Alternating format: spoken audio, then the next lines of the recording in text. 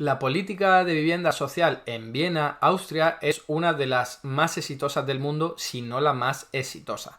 Está ampliamente reconocido así, y además a lo largo de muchísimos años, lleva casi 100 años teniendo un hilo conductor que logra que la vivienda sea asequible, sea social, y como digo, incluso Viena ha sido nombrada por muchos indicadores durante muchos años como la ciudad más habitable del mundo, en la que mejor se puede vivir, ¿no? Y en esto tiene mucho que ver su política de vivienda social, que ha sido absolutamente exitosa. No es perfecta, tiene algunos fallos, los vamos a comentar también aquí en este vídeo, pero aquí la idea es hablar, explicar en qué consiste la política de vivienda social en Viena, una ciudad en la que el 20% solamente vive en propiedad y el 80% en alquiler. Y de ese 80%, más de la mitad vive en viviendas que están absolutamente protegidas, que son sociales y que son mucho más baratas que las que se ofrecen en el mercado. Es súper importante traer a colación este tema, habida cuenta de lo que está ocurriendo en nuestro país, por ejemplo, lo que los precios de los alquileres se están disparando y siguen aumentando en la mayor parte de las grandes y medianas ciudades. Si se aplicara la política de vivienda de Viena, aunque fuese solo minoritariamente, las cosas cambiarían muchísimo. Y ahora vais a entender por qué. Para empezar, vamos a tener que hacer un repaso histórico y hablar de lo que ocurrió al principio en Viena. ¿Por qué esta política lleva más de 100 años en marcha y por qué ha sido tan exitosa? Para ello, tenemos que trasladarnos a 1870, fijaos si no estamos yendo atrás en el tiempo, porque a partir de esa fecha, Viena, que era ya la capital del Imperio Austrohúngaro, empezó a tener un desarrollo industrial y económico bestial. Empezó a atraer muchísima gente del entorno para trabajar en esa ciudad, en toda la industria que se estaba desarrollando, como digo, ¿no? Entonces, de 1870 a 1913 empezó a llegar un mogollón de gente a esa ciudad y, de hecho, alcanzaron una población superior a la que tiene hoy, ¿eh? Más de 2 millones de habitantes, y hoy día Viena no tiene esa cantidad. Está cerca, pero fijaos de lo que estamos hablando. Para 1913, 2 millones de habitantes en solo una ciudad que estaba teniendo una rápida industrialización y también, por lo tanto, urbanización.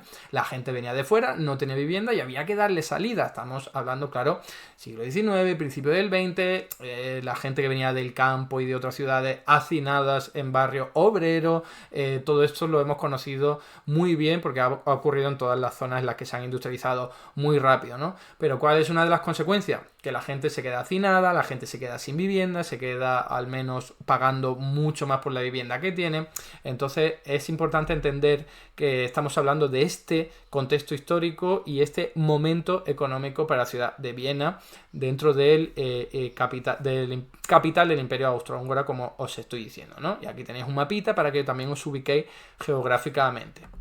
Ahora, que en este gráfico podéis ver la evolución de la población. Fijaos, pues de menos de medio millón para principios del siglo XIX, tenemos que supera los 2 millones de habitantes para 1913, 1914, como os estaba comentando. Desde entonces, desde la Primera Guerra Mundial, ya sabéis con todo lo que ocurrió en Viena, ¿no? Con esa disgregación incluso entre Austria y Hungría, pues empieza a decaer, es una momentos de depresión demográfica hasta el año 90 que vuelve a aumentar y sin embargo todavía no ha logrado pues esas cotas que se alcanzaron en 1913. Esto es súper importante para entender y no sé, imaginarnos cómo era Viena en aquella época, para 1913, en el que había muchísima gente y había una necesidad de vivienda brutal. Es súper importante tener eso en mente.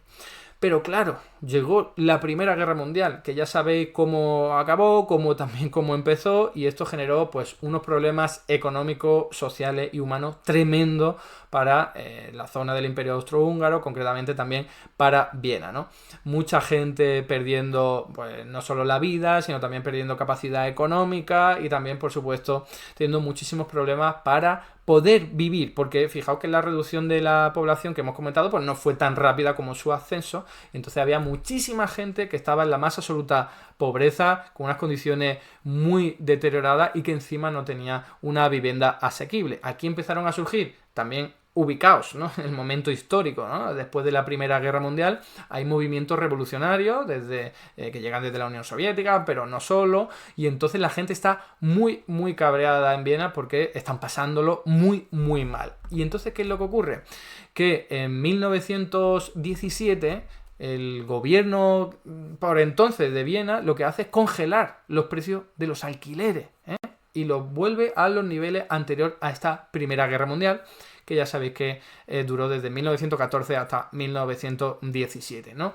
El gobierno seguía siendo de derecha, pero era tal el cabreo y el hastío de la población de Viena que tuvieron que congelar los alquileres porque estaban creciendo unos niveles increíbles, ¿no? Tenemos que tener en cuenta que también después de la Primera Guerra Mundial, después de un destrozo tremendo en la zona, pues había muy pocas construcciones habitables y también mucha gente y los precios se disparaban por este problema. Y además una inflación galopante que se convirtió en hiperinflación. En fin, estamos hablando de un momento social y económico muy delicado que podía empujar a la gente a hacer revoluciones, y con tal de que la gente no le hiciera una revolución como habían hecho también en la Unión Soviética, dijeron, vamos a congelar los alquileres y nos lo llevamos su precio al de antes de la Primera Guerra Mundial, ¿no? La Gran Guerra como la conocían entonces.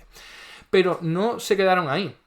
En 1918 ganó un partido político socialdemócrata. Socialdemócrata en aquella época era una locura, no era como en la actualidad, era mucho más rojo, mucho más atrevido, mucho más valiente, en parte por esos nuevos vientos, ¿no? de socialismo que corrían por esta época, ¿no?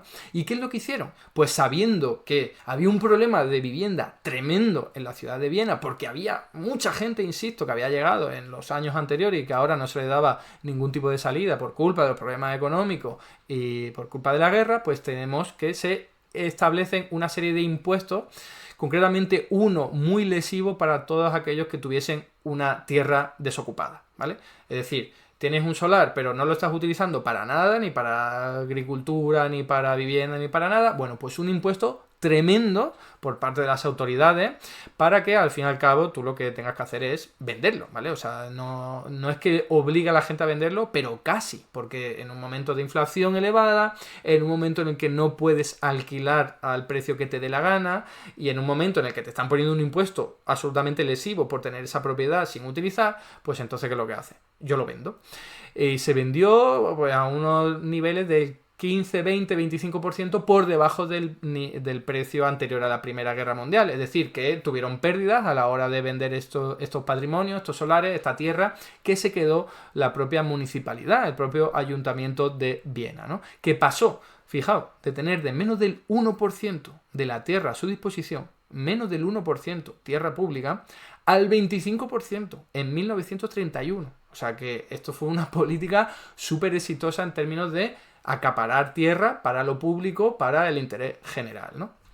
Pero claro, necesitaban dinero, necesitaban financiación para poder, toda esa tierra que ya tenían disponible, construir vivienda que fuese accesible para toda esa población que estaba ahí, pues absolutamente hacinada y en condiciones muy penosas, ¿no? Así que en 1923, ¿qué es lo que ocurre? Que empiezan a establecerse y a fijarse, a aprobarse impuestos que son absolutamente lesivos con respecto a los más adinerados, ¿eh?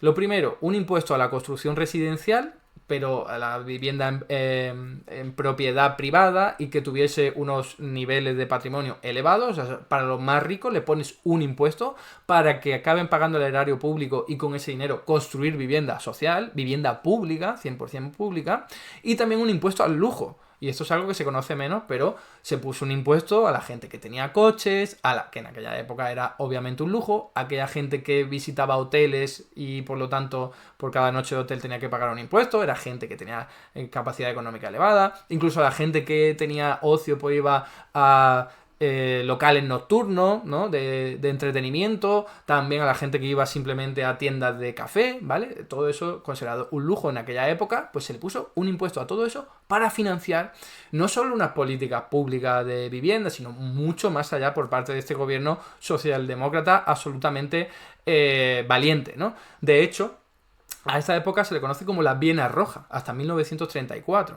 Estamos hablando de que en un montón de años, de 1918 hasta 1934, Viena estuvo gobernado por rojos que desde luego ponían toda la carne en el asador para mejorar las condiciones, en este caso al menos que los que estamos comentando, de la gente que necesitaba una vivienda, ¿no? Aquí tenéis datos de, fijaos, el gasto de todos los, en la línea continua serían todos los gastos del Ayuntamiento de Viena, de la Municipalidad de Viena, y en línea discontinua sería la política social, ¿vale? El gasto en política social, incluyendo los gastos en vivienda. Y fijaos cómo se dispara. Desde 1923, que estamos contando con un indicador del 100 en ese año, pues se llega a casi el 500, ¿no?, para el año 1926. O sea que se pone toda la maquinaria económica para construir vivienda pública y social asequible para toda esa gente que había llegado a Viena durante todos esos años anteriores y que no tenía cobijo, ¿no? Fijaos que luego, bueno, va bajando un poco, pero se mantienen cotas elevadas, y es verdad que a partir de 1932, con cambios en el gobierno a los que no me voy a referir, al final esto como que se estabiliza y ya no hay tanta construcción de vivienda pública destinada al alquiler social, insisto, ¿no? Fijaos aquí también datos sobre construcciones, ¿no? Pues tenéis ahí desde 1922, claro, las construcciones se tardan, ¿vale? Ya tienes el dinero, ya tienes la tierra, pero las viviendas no se construyen de la noche a la mañana, se tarda un tiempo, se tardan meses, se tardan incluso años. Bueno, pues tenemos que hasta 1924 no empieza a disparar las construcciones, los pisos, y se mantienen unos niveles muy elevados.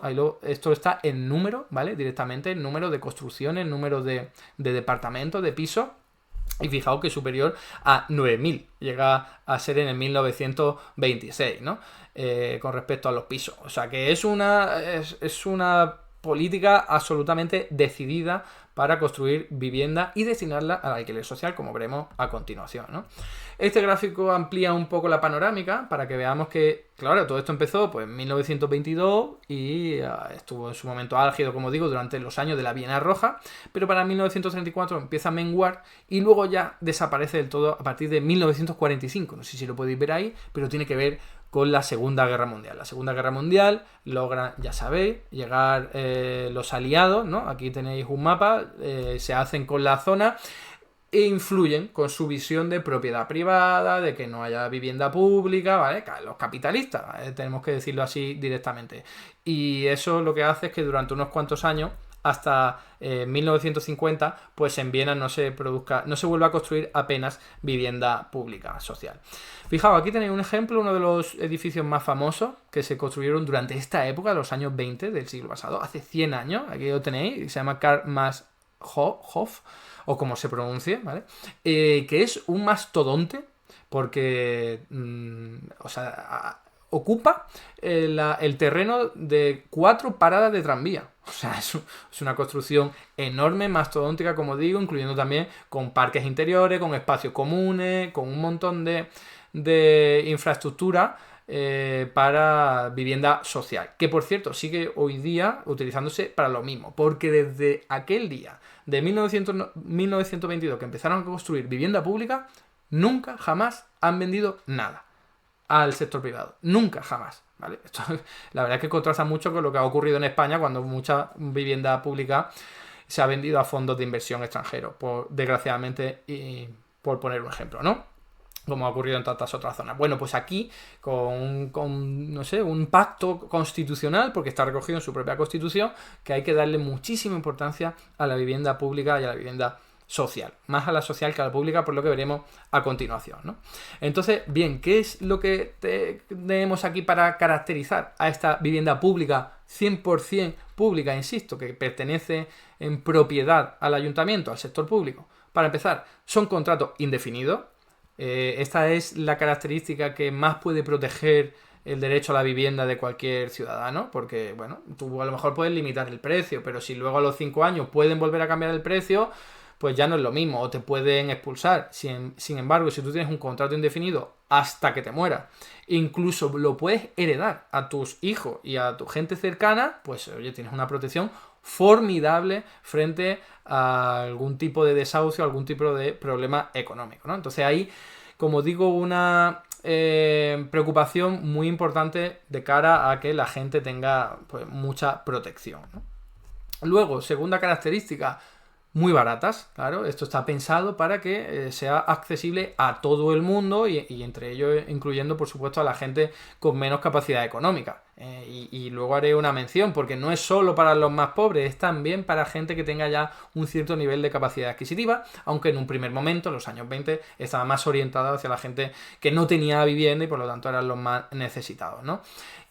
Claro, hay límites en los precios, ¿no? No solo el contrato es indefinido, sino que los precios están tasados, es vivienda pública al 100%, y el ayuntamiento dice: este precio va a ser así, por metro cuadrado y dependiendo de la zona en la que esté, y solo se va a poder subir cada 2 años al ritmo de la inflación, ¿no? Entonces aquí os traigo un gráfico para que veáis que de todos los tipos de vivienda que hay en Viena en la actualidad y desde entonces, la municipal 100% pública, que es de la que estamos hablando, que sería la línea que tenéis abajo del todo, esa gris, pues los precios son los más bajos de todo. Esto está en euros por metro cuadrado y podéis ver cómo esa vivienda 100% pública, destinada además en su inmensa mayoría al alquiler social, pues es de las más baratas con mucha diferencia. Insisto en que en Viena hay una idea generalizada de alquiler, ¿vale? Solo el 20% vive en propiedad. Entonces, todo esto está enfocado a la vivienda en alquiler y como es de por vida, pues no pasa nada, ¿no? O sea, tú pagas ese alquiler y ya está.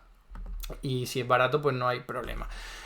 Fijaos, otra característica, que no es muy restrictivo por renta. De hecho, actualmente se orienta hasta gente que tenga 48.000 euros al año. O sea que estamos hablando de una cantidad, un umbral de renta muy elevado, que agrupa al 75% de la gente con menos renta en Viena. O sea que estaría dejando fuera solamente a 1 de cada 5 vieneses, ¿no? Solamente. Uno de cada 4, perdón. Entonces, claro, la clave, y luego hablaremos, que es una crítica también, quizá una desventaja, es que este nivel de restrictivo por renta solo se hace una vez. O sea, tú en el momento en el que ya has superado ese umbral, lo has cumplido los requisitos, las condiciones, ya no tienes que volver a demostrar nada. Ya es para ti de por vida. Es un contrato indefinido, incluso lo puedes dar en herencia a tus hijos, ¿vale? Tú te vas porque te mudas, incluso tus hijos se pueden quedar ahí. Y si fallece, pues claramente tus hijos se pueden quedar ahí. Tiene un problema, lo veremos a continuación un poco más tarde, y es que hoy día hay gente que en su día pues no tenía mucha capacidad económica, pero hoy día sí, y sigue con este tipo de vivienda subvencionada por el Estado, bueno, concretamente por el sector público, por el Ayuntamiento de Viena, una parte del Estado, por cierto, la financiación que reciben, ya lo veremos a continuación. Entonces eso genera una anomalía, algo extraño que desde luego no es lo más preocupante, ¿no? Aquí tenéis un gráfico en el que podéis ver para cada tipo de vivienda pues los quintiles por renta, ¿no? Si os fijáis, el de la municipal, que está ahí en medio del todo, que lo podéis ver en Municipal Housing, pues tenemos que en un 14% de todas esas viviendas, o mejor dicho, bueno, en 2018, nos vamos al año más cercano, el 9% de todas las viviendas públicas, 100% públicas, municipales, destinadas al alquiler, es del 25% más rico de la población, ¿vale? Del 25% más rico del quintil, bueno, es el 20%, perdón, más rico, porque son quintiles. O luego el 19% de la gente que vive en viviendas públicas destinadas al alquiler pertenece al cuarto quintil más rico de la población. Vuelvo a lo mismo, es un alquiler que se orienta pues, a buena parte de la población, no solamente a los más necesitados, y esto también tiene un objetivo de carácter social, ¿no? De integrar a la gente y de que interactúen entre ellos independientemente de su clase social, para no generar guetos, ¿no? Para que haya una interacción y una integración y no haya guetos como ocurre, por ejemplo, en algunos barrios periféricos de París, donde hay, bueno, pues vivienda social y solo la gente más necesitada, y al final lo que estás haciendo es generar guetos, ¿no? Aquí, teniendo en cuenta eso y teniendo en cuenta que es gente que lleva décadas viviendo ahí, incluso dando en herencia a sus hijos, que pueden aumentar su renta, bueno, pues ahí tenemos la explicación de por qué en la vivienda 100% pública muy barata hay viviendo gente que tiene bastante renta, ¿no? Luego, ¿qué pasa con el acceso? Pues el acceso es por lista de espera. Tú te apuntas en una lista, tienes que cumplir una serie de requisitos. Pues actualmente es vivir 2 años en Viena, tener una serie de condiciones. Todo eso lo gestiona una empresa pública, que ahora es semipública, pero sigue teniendo una participación mayoritaria y tiene unos 4.000 empleados, ¿vale? Y eso se encarga de gestionar administrativamente quiénes están solicitando la vivienda y luego a quiénes se les va a dar. Veréis que desde 2004 esto ya no ocurre, ya no hay vivienda pública 100% oficial, ¿vale? Eso se frenó, pero esta empresa pública se encarga también de otro tipo de vivienda, como vamos a ver a continuación. Y la lógica es la misma, ¿eh? La lista de espera, y a partir de esos requisitos, pues vas accediendo a una vivienda que va a ser más barata, va a estar subvencionada por el Estado y los precios controlados y contratos indefinidos. Como digo aquí, en 1994, claro, con el auge del neoliberalismo, los años 80, los años 90, todo esto empieza a cambiar y la vivienda pública 100% oficial se empieza a poner en el centro de la diana, y a partir de 2004 ya es que no se está haciendo nada, pero se ha suplido con otro tipo de vivienda que vamos a ver a continuación, que son estos, las Housing Institution, ¿no? Que podríamos, ¿cómo decirlo? Espera, que voy a traer el gráfico para que veáis. El gráfico anterior aquí, ¿veis? A partir de los años 90, concretamente en 2004 ya fue el último año en el que se construyó una vivienda pública 100% destinada al alquiler, por esto que os digo del auge del neoliberalismo, de oye, se acabó esto de que el ayuntamiento se esté metiendo en esto, con una empresa 100% municipal. Bueno, el cuento de toda la historia, de todos los países, pero que en Viena también dio de otra forma. Obviamente dio de otra forma, no dio como en nuestro país, por ejemplo. Y ahora vamos a hablar del segundo tipo de vivienda, que son las Housing Institution. Como digo, es una traducción que podría ser algo así como cooperativa, o son promotores sin ánimo de lucro con lucro limitado, ¿no? Son grandes empresas privadas, pero no capitalistas, ¿vale? Porque podría ser una cooperativa, una fundación sin ánimo de lucro, para que nos hagamos una idea. Son mucho más grandes que la típica cooperativa de aquí en España, pero la clave es que esto empezó a surgir en los años 50, cuando después de recuperar, ¿no? Después de ya expulsar a la ideología capitalista de los aliados, ¿no? De, oye, no te encargues de tú de hacer vivienda pública. Pero cuando ya se expulsó eso, dijo, venga, vamos a seguir haciendo vivienda pública, se hizo, pero también necesitamos ayuda del sector privado. Y esa fue como más o menos, no sé, la contaminación ideológica que acabó desembocando en que se encarguen también las empresas privadas, pero eso sí, muy controladas, con ayudas públicas, y van a hacer lo que nosotros digamos desde las autoridades y no van a poder hacer beneficio, ¿vale? Entonces, si os fijáis, no es una fórmula capitalista, es una colaboración pública-privada en la que no hay ánimo de lucro. No es el típico sector privado en el que hay una empresa promotora de construcción ahí haciendo negocio porque quiere ganar dinero y más y más. No, es otra cosa. De hecho, en 1978 se legisló esto y se logró que, o sea, se estableció legalmente que tengan que cumplir una serie de requisitos, y entre ellos destaca que no podían tener ningún tipo de vinculación con las constructoras, empresas constructoras, ¿vale? Entonces, estas son empresas privadas sin ánimo de lucro que reciben financiación pública para construir vivienda que va a ser destinada al alquiler social a precios por debajo de mercado, ¿vale? Entonces, súper importante tener esta distinción, que no es vivienda pública 100%, pero que tiene también sus ventajas y sobre todo muchísimas ventajas en comparación con la vivienda privada al uso, ¿no? Actualmente son 92, hay en toda Austria, no solo en Viena, ¿vale? Bueno, esto también está extendido en otros países. En nuestro país, España, esto suena muy raro. Hay algo por ahí que se le intenta asemejar, pero no está absolutamente nada desarrollado, y en otros países, como en los Países Bajos, en Bélgica, en Alemania, en los países nórdicos, pues sí, ahí sí que está bastante más desarrollado, sobre todo en los Países Bajos, pero en Austria también. Y aquí podéis ver un mapa en el que, bueno, hay zonas de Austria en las que la proporción, en algunas partes no llega al 30% de estas viviendas que os estoy dicho que son empresas sin ánimo de lucro dedicadas al alquiler y a la promoción de vivienda, y en algunas otras zonas está por encima del 60%, que no es poca cosa, que es muchísimo, evidentemente. Aquí tenéis también otra característica, o mejor dicho, sí, característica, que es que el Estado o el sector público es el que financia a estas empresas, ¿vale? Les da recursos, les da capacidad de financiación, les da todo tipo de facilidades y eso sí, lo que le pide a cambio es que no hagan beneficio. ¿Qué ocurre si acaban teniendo beneficio?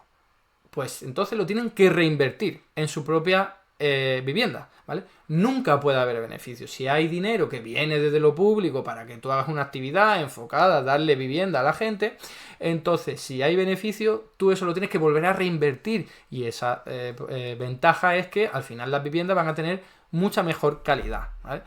Están exentas de impuestos estas entidades, pero como digo, están también muy supervisadas para que cumplan los estándares que se le pide y es destinar vivienda al alquiler a largo plazo, unos 35 años en lo que viene recogido en la última legislación y no deben tener relación con constructoras como se estaba comentando antes. Si hay beneficios, se reinvierten y deben de invertir en mantenimiento y calidad. Fijaos que esto tumba el típico argumento neoliberal que dice: si tú tienes precios limitados o controlados, al final el dueño de la vivienda no va a querer invertir en ella, en su calidad, y va a ser una una vivienda absolutamente descuidada. Pero es que tú eso lo puedes controlar a través de la legislación. Eso es lo que se hace en Viena. Se dice, oye, tú dedica esta cantidad de dinero a mantener las viviendas y a mejorar la calidad. Y hoy día estas viviendas tienen muy buena calidad. Muy buena calidad. Gracias precisamente a este sistema de ciclo cerrado. El dinero que se mete no sale. No sale, nadie se lo lleva. Por supuesto, hay una cantidad de dinero que pueden hacer estas empresas para pagar a sus asalariados, para tener ahí un colchón. Todo está escrupulosamente controlado y regulado, ¿vale? Es un 3,5% de rentabilidad del capital, si no recuerdo mal, lo que ponen como límite. Y a partir de ahí no puedes tener beneficio. Todo tienes que reinvertirlo en ciclo cerrado. ¿Y cuál es el precio que logran acabar esta vivienda en alquiler? Pues son un 20% más baratas que las del mercado libre, ¿vale? Hay un montón de estudios, aquí os traigo dos que he podido ojear, en los que se hace una comparativa y se logra pues concluir esto, ¿no? Que son bastante más baratas que las empresas del sector, que las viviendas del sector privado. De hecho, aquí os traigo una ilustración en la que se puede ver que a medida que hay más porcentaje de vivienda destinada al alquiler social, controlado, regulado, más bajo es el precio de mercado de la vivienda que está en alquiler en el sector privado, ¿vale? Es importantísimo esto, fijaos, aquí lo tenéis. Cuando ya empieza a superar el 60% de viviendas que están reguladas y regidas con estándares públicos, ¿no? Esto está limitado, fijaos que afecta y hay en zonas en las que está por encima del 70% que la vivienda privada se pone en alquiler al mismo precio, porque no le queda otra, tiene que competir y si no nadie va a acabar alquilando esas viviendas porque tienen competencia que le ofrece unos precios más bajos y encima de buena calidad. Entonces tenéis ahí unos artículos por si queréis, esos estudios por si queréis profundizar en ello. Aquí tenéis de nuevo el mismo gráfico de antes, en el que decíamos que la línea de abajo del todo era el precio de la vivienda pública 100% municipal, que es la más barata de todas, pero fijaos que esta que estamos hablando, de las cooperativas sin ánimo de lucro, está solo un poco por encima, ¿vale? Muy por debajo del resto. Ya os podéis imaginar cuáles son las del resto, ¿no? Tenemos a la vivienda libre, luego haremos una mención porque hay vivienda de propios caseros que está regulada, ¿vale? Por la propia legislación y no pueden poner el precio que quieran y tampoco pueden hacer con la vivienda lo que quieran. Y luego otra que es absolutamente libre, que es el 10% nada más en Viena actualmente. Bueno, pues la libre ya podéis imaginar cuál es en este gráfico. Es la línea negra, la de libre mercado que tenéis ahí. Eso es que los caseros pueden hacer lo que quieran con su precio, entonces pueden poner un precio por encima, insisto que es menor al de otras ciudades equiparables a Viena, como Barcelona, como París, como Múnich, como Madrid, pero bastante por encima de estas viviendas que están subvencionadas por el Estado y por el ayuntamiento, que obviamente se enfoca a tener unos precios asequibles y que sea accesible la vivienda para todo el mundo, ¿no? Entonces, vamos a hablar ahora de esa parte del sector privado, muy pequeña, con poca capacidad de decisión, pero que cada vez va ganando más importancia, porque Entre que ya no se está construyendo vivienda pública al 100%, entre que obviamente este proceso de gentrificación no solo ha llegado a España, sino que ha llegado a todas las grandes ciudades europeas y también de Estados Unidos, América del Norte, bueno, pues entonces el mercado libre en Viena, aunque sea reducido, cada vez está ganando mayor importancia. Algunos cálculos hablan ya de que está en torno al 20%, no es ya el 10%, sino el 20%. Pero como digo, hay una parte del sector privado, gente que tiene su vivienda y que dice, la voy a poner en alquiler. Bueno, pues está regulado también. Y está no solo regulado, sino fuertemente regulado. Solo el 10%, insisto, es mercado libre, el resto está controlado. No puedes poner el precio que te dé la gana, la duración del contrato tiene que ser la que sea, ¿vale? Tiene que ser durante 35 años, tienes que tener este contrato, no puedes echar a nadie durante 35 años. Si hay un conflicto con tu inquilino, hay instituciones públicas del propio ayuntamiento para resolver eso, no tener que llegar a la justicia, ni a otro tipo de medidas más locas, ¿vale? Y os recuerdo que en Viena solo viven en propiedad en su propia casa el 20%, ¿vale? Que por cierto son los más adinerados, como veremos luego en un vídeo. Perdón, en un gráfico, ¿no? Y ahora aquí, ¿qué es lo que ha ocurrido debido a esa gentrificación que os estoy diciendo que no solo ha afectado a España y otros países, sino también a Viena? Bueno, pues que los precios han empezado a subir en esa parte que sí se ha dejado fluctuar y entonces las propias autoridades en Viena en el año 2018 establecieron un límite a los precios de alquiler. Que esto fue muy sonado, pero no era lo más importante, como estáis viendo, de la política de vivienda en Viena, ¿no? Fue muy sonado porque era la época en la que también nos estamos preocupando aquí mucho de los límites del alquiler.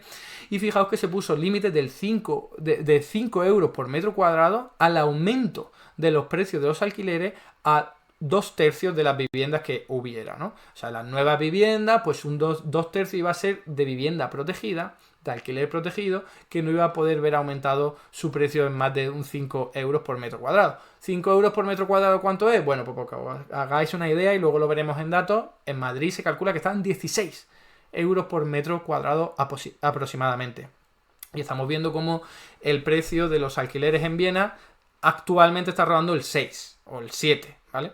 Ese serían los números que tenemos, que en comparación con Madrid pues es una absoluta maravilla. Ya quisiéramos tenerlo aquí en España, este tipo de medidas que limiten la especulación y que una parte de la población extraiga renta a otra por la cara, ¿no? Que es al fin y al cabo lo que hace un casero, ¿no?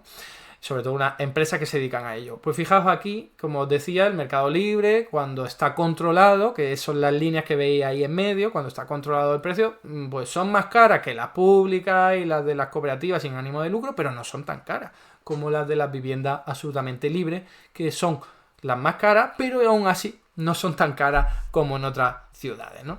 Os hacéis a la idea. Y ahora, ¿qué pasa? Si tú tienes tu vivienda en propiedad y la destinas a alquiler, vale, si la destinas a alquiler social, tienes que cumplir con todos los requisitos, vas a recibir ayuda por parte del ayuntamiento. El ayuntamiento te va a dar ayuda, pero a cambio tienes que cumplir toda esa regulación durante 35 años. Después de esos 35 años, ya puedes hacer lo que quieras. Pero durante esos 35 años te tienes que fijar, te tienes que atar a esa legislación municipal, ¿no? Y ahora vamos a terminar con las ventajas y desventajas de este sistema. Ya habéis podido imaginar que son ventajas por todos los lados, las vamos a recopilar, pero también tiene algunas desventajas o algunos problemas o algunos inconvenientes que también lo hemos comentado un poco por encima, ¿no? Primera ventaja. Esto responde a un amplio consenso político, ¿vale? Estamos hablando de una política de vivienda que empezó hace más de 100 años, está muy integrado en la mentalidad de los vieneses, también en Austria, no lo he dicho, en Austria también hay política de vivienda muy parecida a esta, bueno, lo hemos visto en un gráfico, pero no tan valiente, no tan agresiva. Y, por ejemplo, en Viena el 20% vive en propiedad, el 80% en alquiler, y en el resto de Austria, ¿no? Pues sería un 50%, ¿no? Lo que estamos hablando, mitad y mitad, o sea, no es lo mismo que Viena.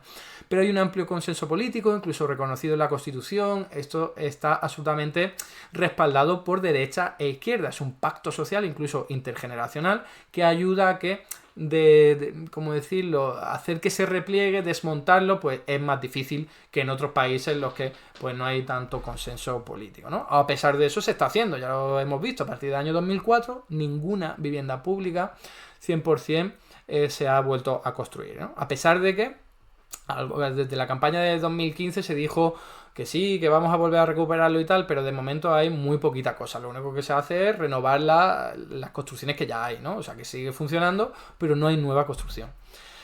Otra ventaja, esta es evidente, ¿no? Tienes la posibilidad de acceder a una vivienda barata y además, como es importante todo este sector de la población, perdón, de las viviendas protegidas, pues entonces la especulación se frena mucho más, porque no pueden llegar fondos de inversión extranjeros a especular en todo el territorio, sino que solo pueden especular allí donde se les permite, ¿vale? Por cierto, esto ocurre al 100% en China, por si a alguien le interesa. Allí no puedes llegar desde fuera y decir voy a comprar una vivienda. No. Tienes que ser de China, demostrar para qué la vas a utilizar, para que no sea para especulación. O sea que también se puede ir mucho más allá como hace China, pero este ejemplo lo tenemos ahí muy cerca, en Europa Central, y podríamos imitarlo sin ningún tipo de problema, o al menos un problema muy grande, ¿no?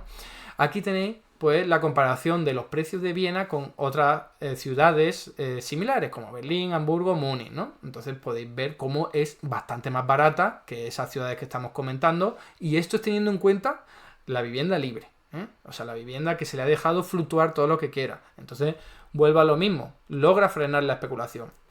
¿Va a seguir existiendo en una parte, sobre todo en las viviendas más céntricas, las mejor valoradas en Viena? Sí, va a seguir existiendo, y hay gente que allí ha notado un incremento de alquileres bestial, pero mucho menos que en otras ciudades donde también hay ciertos controles y ciertas regulaciones, ¿no?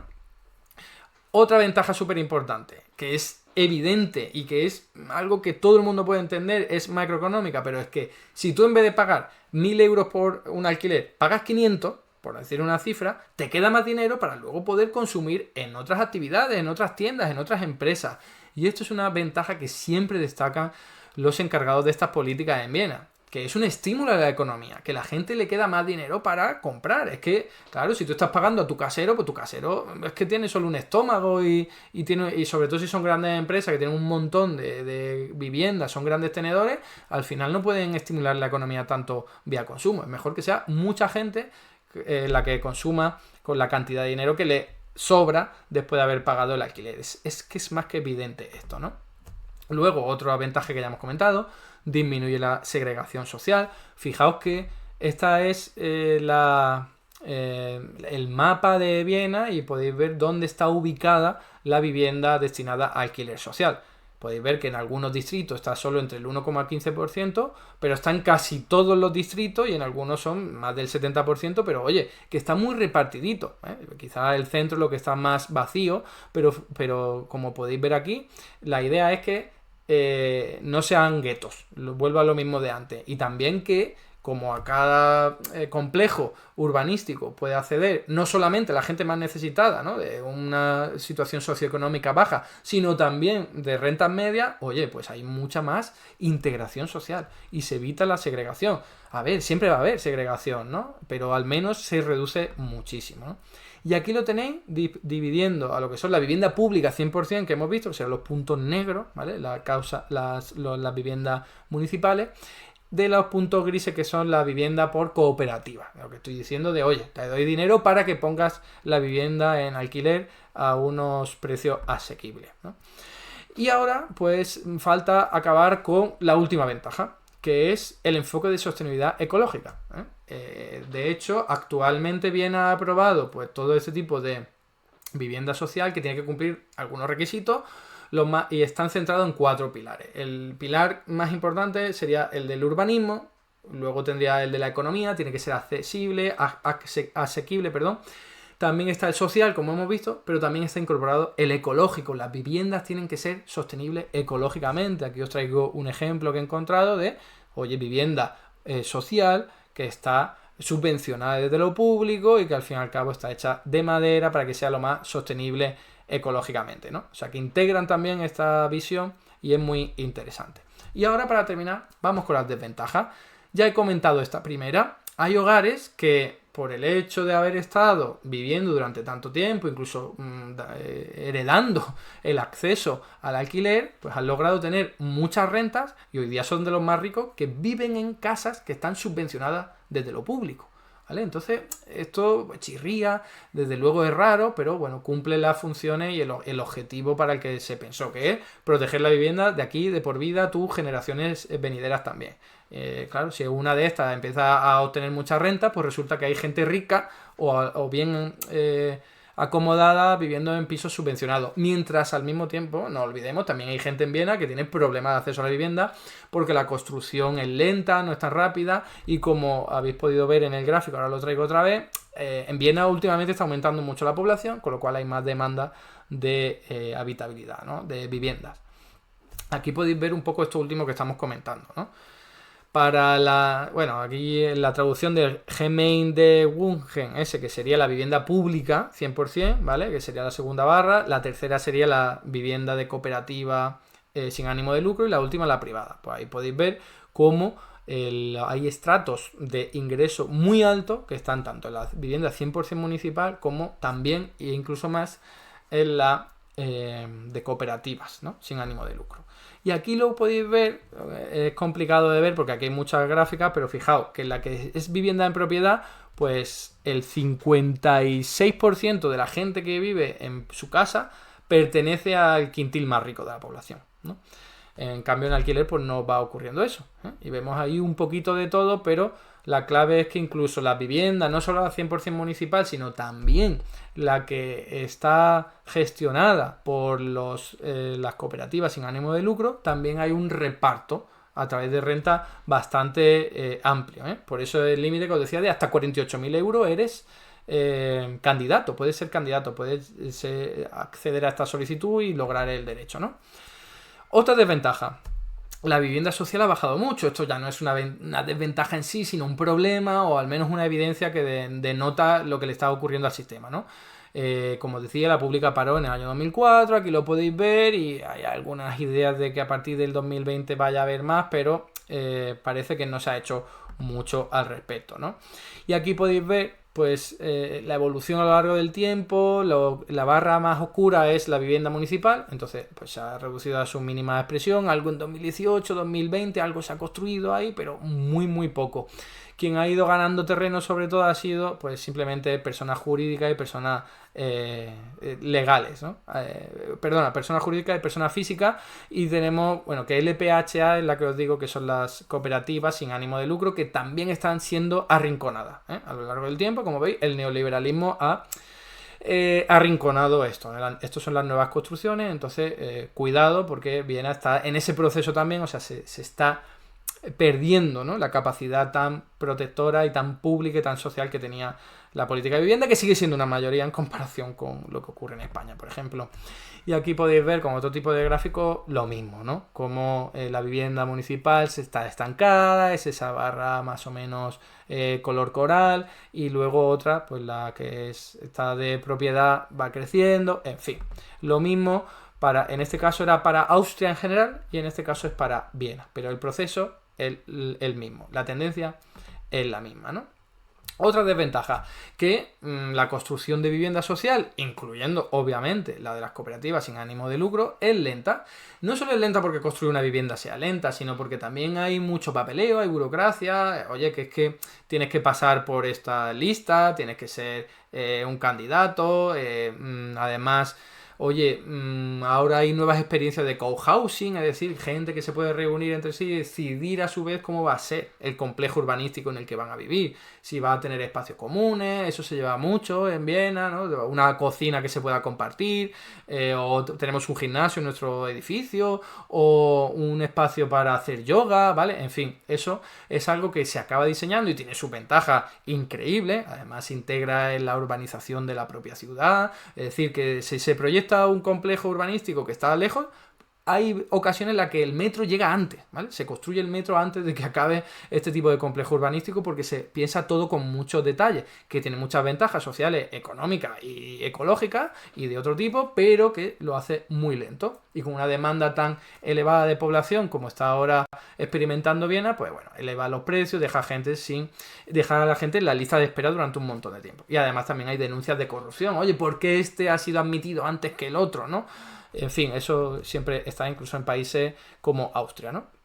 Y por último, que ya lo había dicho, la gentrificación también está ahí, se hace paso, gente que, sobre todo la vivienda libre, pues está invirtiendo, elevando los precios porque hay demanda y se lo permiten, pero es otro rollo. No es lo mismo que lo que ocurre en España, ni muchísimo menos, ¿no? Aquí tenéis esa evolución de la población para que veáis que desde los años 90 Austria ha vuelto a recuperar población y esto sigue subiendo y está generando pues mucha más tensión. Y la última desventaja es que esto tiene un coste público. Evidentemente, ¿no? No hay ningún problema que tenga un coste público. Lo que ocurre es que esto hay que gestionarlo, articularlo desde impuestos, y lo que ocurre es que hoy día se hace con un impuesto a los salarios que está entre el torno al 0,5 y el 1% de toda la remuneración, y claro, pues eso sería algo que se utiliza para decir, oye, es que todo el mundo está pagando un 1% de su salario, pero luego hay gente muy adinerada viviendo gracias a esas subvenciones, ¿no? Entonces hay que vincularlo con esa primera desventaja de la que hablábamos, aparte de mencionar que sí, que mucho gasto público por parte de Viena, pero que merece la pena, obviamente, ¿no? Aquí tenéis los países que más gastan en vivienda pública. La primera sería Nueva Zelanda, tenéis también Australia en un segundo lugar y ya en tercero Austria, ¿vale?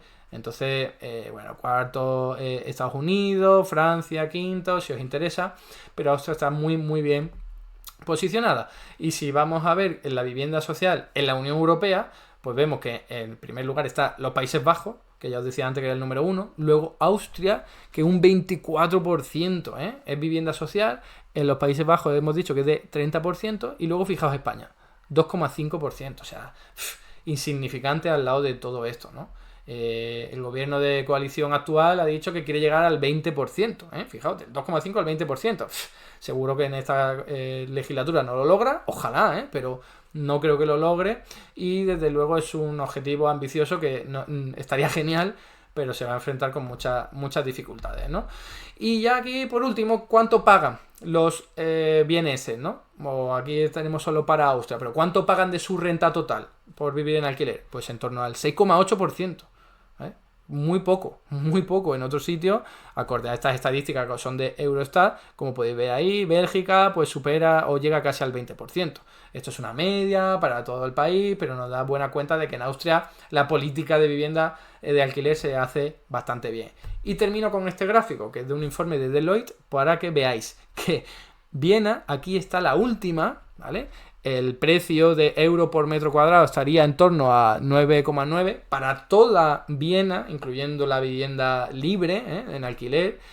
Y luego, no sé si veis por ahí a Madrid, pero Madrid está en el 18,6. Yo antes he dicho 16, pues no, era 18,6. Hay ciudades todavía mucho peor, como Luxemburgo, París, Londres, en fin, Oslo, pero ya os hacéis una idea. Austria, concretamente Viena, ha realizado una política de vivienda absolutamente exitosa, que ya quisiésemos realizar aquí. Ojalá cunda el ejemplo, y también sabiendo que hay riesgos, hay amenaza, que lo de Viena no es perfecto ni muchísimo menos, pero oye, que es un avance considerable en comparación con lo que tenemos aquí, eso es innegable. Ojalá mirar mucho más a Viena en temas de política de vivienda. Hasta aquí el vídeo de hoy. Muchas gracias por estar ahí, y si te ha resultado interesante, no dudes en comentar, darle like y compartir, que la teoría económica dominante no se combate sola.